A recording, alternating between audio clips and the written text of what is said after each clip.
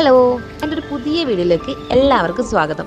നമ്മൾ അവസാനം പറഞ്ഞു നിർത്തിയത് ഗുൽമർഗിൽ പോകാൻ പറ്റാതെ അവിടെ നമ്മൾ അങ്ങോട്ടേക്ക് കടത്തി വിടാതെ നമ്മൾ തിരിച്ചു വന്നൊരു കഥയായിരുന്നു. ഇനി നമ്മൾ പറയാൻ പോകുന്നത് നമ്മൾ അവിടെ പോകുന്നതും അവിടെ നടക്കുന്ന രസകരമായ കാഴ്ചകളും ഒക്കെയാണ് നമ്മൾ കാണാൻ പോകുന്നത്.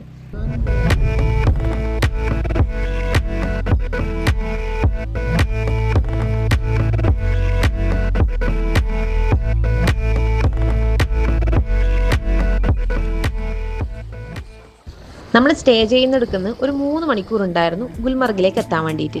അപ്പം നമുക്ക് ഓൾറെഡി ഉണ്ടായിരുന്ന ഡ്രൈവറേയും കൂട്ടിയിട്ടായിരുന്നു നമ്മൾ പോയിട്ടുണ്ടായിരുന്നത്. പക്ഷേ അങ്ങ് ദൂരെ വരെ നമുക്ക് ആ വണ്ടിയിൽ പോകാൻ പറ്റില്ല. കാരണം സ്ലിപ്പും കാര്യങ്ങളും ഒക്കെ ഉള്ളത് കൊണ്ട് തന്നെ ആ വണ്ടി നമുക്ക് യൂസ് ചെയ്യാൻ പറ്റില്ല. അവിടെ എത്തി ആ ഒരു താഴ്വാരത്ത് നിന്ന് നമ്മൾ വേറൊരു വണ്ടി പിടിച്ചിട്ട് വേണം പിന്നെ അങ്ങോട്ടേക്ക് യാത്ര ചെയ്യാൻ വേണ്ടിയിട്ട്.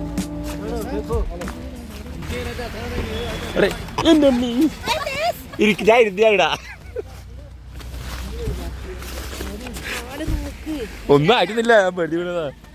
ഈ ഗുൽമർഗിലേക്കുള്ള ഒരു യാത്ര എന്ന് പറയുന്നത് നമ്മളെ കണ്ണിനെ ഇങ്ങനെ കുളിർമ പെയ്ക്കുക എന്നൊക്കെ പറയില്ലേ, ആ ഒരു രീതിയിലായിരുന്നു. ഞാൻ സിനിമയിൽ മാത്രമേ ഇങ്ങനത്തെ സ്ഥലങ്ങളും കാര്യങ്ങളും ഒക്കെ കണ്ടിട്ടുള്ളൂ. അപ്പം എന്താ പറയണ്ട, അത്രയും അടിപൊളിയായിട്ടില്ലേ. ഫുൾ മഞ്ഞ് വീണിട്ട് ചുറ്റും ബിൽഡിങ്സിന്റെ മുകളിലും വീടുകളുടെ മുകളിലും മരത്തിന്റെ മുകളിലൊക്കെ ഫുൾ മഞ്ഞ് വീണിട്ട് നമുക്ക് ശരിക്കും പറഞ്ഞ ഒരു ഡ്രീം വേൾഡ് എന്ന് തന്നെ പറയണം ആ ഒരു അങ്ങോട്ടേക്കുള്ള യാത്രയിലെ ചുറ്റും കാഴ്ചകൾ എന്ന് പറയുന്നത്. താഴ്വാരത്തെത്തി. ഇനി നമുക്ക് അവിടുന്ന് കുറച്ച് ജാക്കറ്റും ഷൂസും ഒക്കെ നമുക്കൊന്ന് വാടകയ്ക്ക് എടുക്കണമെന്നുണ്ടായിരുന്നു. അപ്പം നമ്മൾ ഓൾറെഡി അവരോട് പറഞ്ഞിട്ടുണ്ട്. നമ്മൾ ഡ്രൈവർ തന്നെയായിരുന്നു അതൊക്കെ അറേഞ്ച് ചെയ്തിട്ടുണ്ടായിരുന്നത്. അങ്ങനെ നമ്മൾ നേരെ അവിടെ പോയിട്ട് കോട്ടും കാര്യങ്ങളും ഒക്കെ നമ്മൾ എടുത്തു. അത് കഴിഞ്ഞ് നമ്മൾ നേരെ പോകുന്നതെന്ന് പറയുന്നത് വേറൊരു വണ്ടിയിലേക്കാണ്. കാരണം ഞാൻ നേരത്തെ പറഞ്ഞ പോലെ തന്നെ നമുക്ക് ഇപ്പം തുടർന്നുകൊണ്ടിരിക്കുന്ന വണ്ടിയിൽ അങ്ങോട്ടേക്ക് കയറാൻ പറ്റൂല, അല്ലെങ്കിൽ അവർ അനുവദിക്കൂല. അവിടത്തേക്ക് സ്പെഷ്യലായിട്ട് വേറെ കുറച്ച് വണ്ടികളുണ്ട്. ഞാൻ പിന്നെ ഗൂഗിളൊക്കെ നോക്കിയപ്പോഴാണ് അറിഞ്ഞത് പണ്ട് കാലത്ത് മഹാശിവന്റെ പത്നിയായ ഗൗരീന്റെ പേരില്, അതായത് ഗൗരി മാർഗ് എന്ന പേരിലായിരുന്നു ഈ പ്രദേശം അറിയപ്പെട്ടിട്ടുണ്ടായിരുന്നത്. പിന്നെ 16-ാം നൂറ്റാണ്ടില് കശ്മീർ ഭരിച്ചിരുന്ന യൂസഫ് ഷാ രാജാവാണ് തന്റെ രാജ്ഞിയായ ഹബ്ബ ഖാത്തൂനുമായുള്ള സന്ദർശന വേളയില് ഇതിന് ഗുൽമർഗ് എന്ന് പുനർനാമകരണം ചെയ്തത്.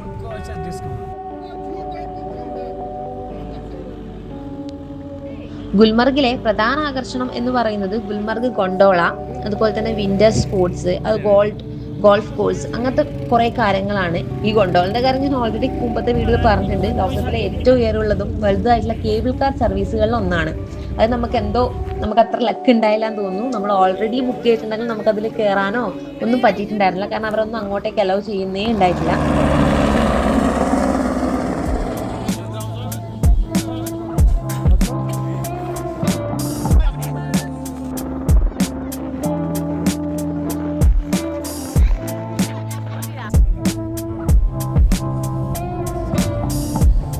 അങ്ങനെ ആ ദിവസം കഴിഞ്ഞു. പിറ്റേ ദിവസം നമ്മൾ നേരെ പോകുന്നത് പഹൽഗാമിലേക്കാണ്. പഹൽഗാമും നമ്മൾ എന്താ പറയാ, പോകണോ വേണ്ടോ എന്നുള്ള ഒരു ചിന്തയിലായിരുന്നു. സോൻമർഗും പഹൽഗാമും ആയിരുന്നു നമുക്ക് ഇങ്ങനെ കൺഫ്യൂഷൻ ഉണ്ടായിരുന്നത്. നമ്മൾ പഹൽഗാമിൽ തന്നെ പോവാന്നായിരുന്നു ഫിക്സ് ചെയ്തിട്ടുണ്ടായിരുന്നത്.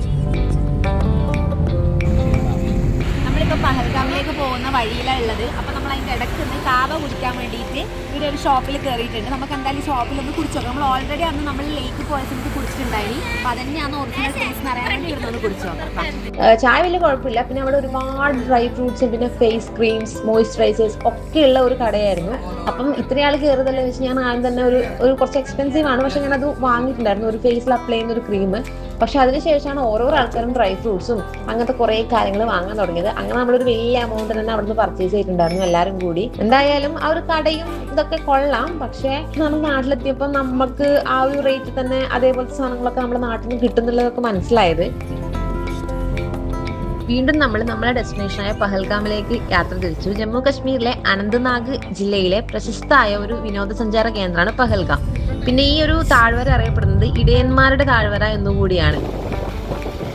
ലിഡർ നദിയുടെ തീരത്ത് സമുദ്രനിരപ്പിൽ നിന്ന് ഏകദേശം ഒരു 7200 അടി ഉയരത്തിലാണ് ഈ ഒരു സ്ഥലം സ്ഥിതി ചെയ്യുന്നത്. പിന്നെ പറയുകയാണെങ്കിൽ മനോഹരമായിട്ടുള്ള പ്രകൃതി ഭംഗി കൊണ്ട് സഞ്ചാരികളൊക്കെ ആകർഷിപ്പിക്കുന്ന ഒരു സ്ഥലം കൂടെയാണ് പഹൽഗാം എന്ന് പറയുന്നത്. ഈ അമർനാഥിലൊക്കെ യാത്ര പോകുന്നവരുടെ ഒരു പ്രധാന ബേസ് ക്യാമ്പ് കൂടിയാണ് നമ്മുടെ പഹൽഗാം. ഇവിടെ എത്തിച്ചേരാനാണെങ്കിൽ ശ്രീനഗറിൽ നിന്നും ഏകദേശം ഒരു 90 കിലോമീറ്റർ അകലെയാണ് ഈ ഒരു സ്ഥലം സ്ഥിതി ചെയ്യുന്നത്. പിന്നെ ശ്രീനഗർ വിമാനത്താവളത്തിൽ നിന്നോ അല്ലെങ്കിൽ റെയിൽവേ സ്റ്റേഷനിൽ നിന്നോ ടാക്സി ഒക്കെ ഉപയോഗിച്ചാണ് നമുക്കിവിടെ എത്താൻ പറ്റുക.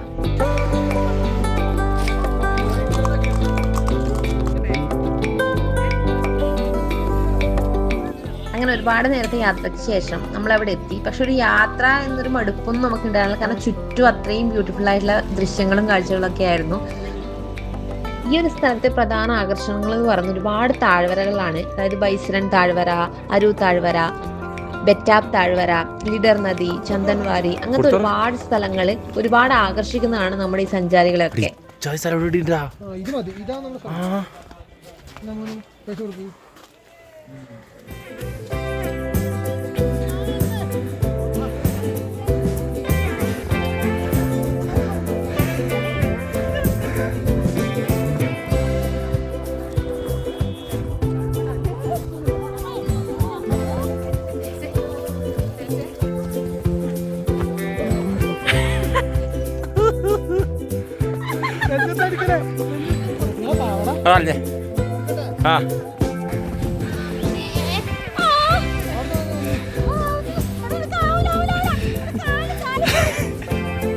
ഉമ്മച്ച കേക്ക്